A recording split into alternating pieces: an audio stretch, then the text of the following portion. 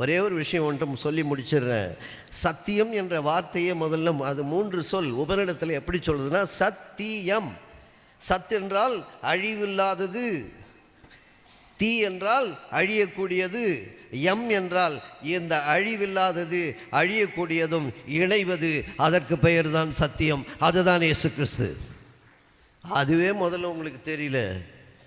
நீங்கள் இனிமேல் சமஸ்கிருதம் படிக்கணும்னா நீங்கள் இனிமேல் கோயிலுக்கு போயிருங்க, இங்கே வராதிங்க. ஓம் பூர் பூஸ்வக தத்சவதிர் வரேண்யம் பர்கோ தேவசிய தீமகி தியோ யோன பிரசோதயாத்.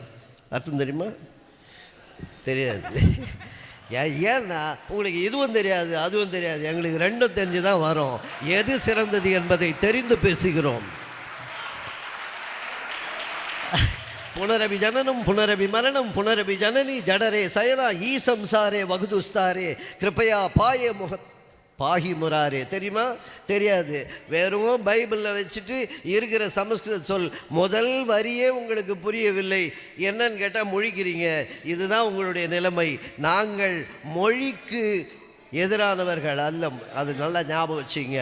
நாங்கள் சொல்கிறது புரிய வேண்டும், உண்மை சென்று சேர வேண்டும்.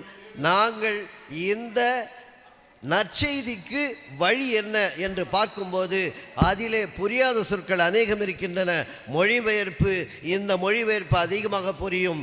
இதை இன்றைக்கும் சிறந்தது என்பதை நற்செய்தியாளர்களாகிய இவர்கள் நாங்கள் அறிந்து கொண்டவர்களாக இருக்கிறோம். கைத்தட்டலே அதற்கு சாட்சி. நல்ல தீர்ப்பு